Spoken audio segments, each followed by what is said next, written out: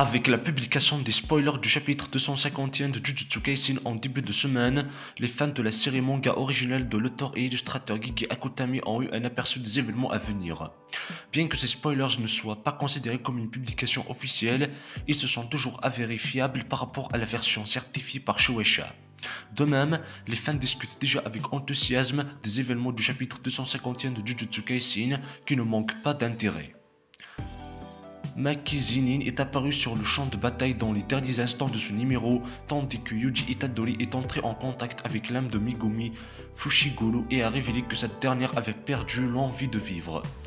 Cependant, ce dont les fans discutent le plus suite à la publication des spoilers du chapitre 251 de Jujutsu Kaisen est le statut de Yuta Okutsu qui a été touché par le World Bisecting Slash. Au vu des dégâts qu'elle a subis, les fans craignent que la réapparition d'Okutsu dans la série ne se termine aussi vite qu'elle a commencé.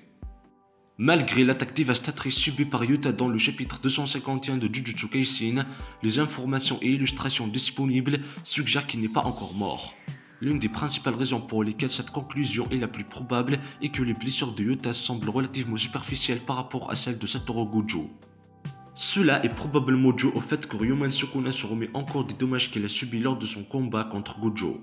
Dans la série, peu de temps s'est écoulé depuis que Sukuna a admis lui-même qu'il était encore en convalescence et qu'il souffrait de quelques déficiences importantes en termes de sorcellerie. La version relativement superficielle du World Bisecting Slash dont a été victime Yuta est révélatrice de ces déficiences toujours présentes. De plus, il semble que le chapitre 251 de Jujutsu Kaisen ait fini de poser les bases nécessaires pour que Yuta survive à l'attaque.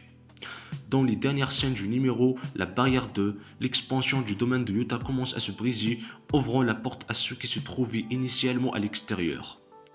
Bien que Maki soit apparue après la rupture de la barrière, elle aurait pu entrer à n'importe quel moment puisqu'elle n'avait pas d'énergie maudite.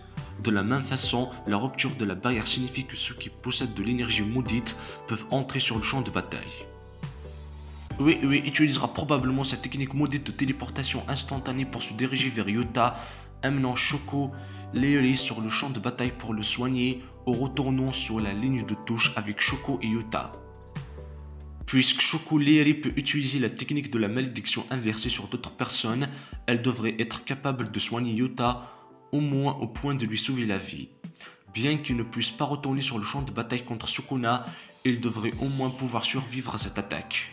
Pour souligner, Yuta Okutsu n'est probablement pas mort dans les derniers instants du chapitre 251 de Jujutsu Kaisen, même s'il est mis hors de combat pour de bon.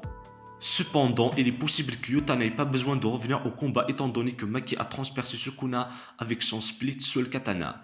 Les fans ont longtemps pensé que cela pourrait être la clé pour séparer les âmes de Megumi et de Yuji. Yuta et ses compagnons pourraient être bien plus proches de leur victoire que les fans ne le pensent actuellement.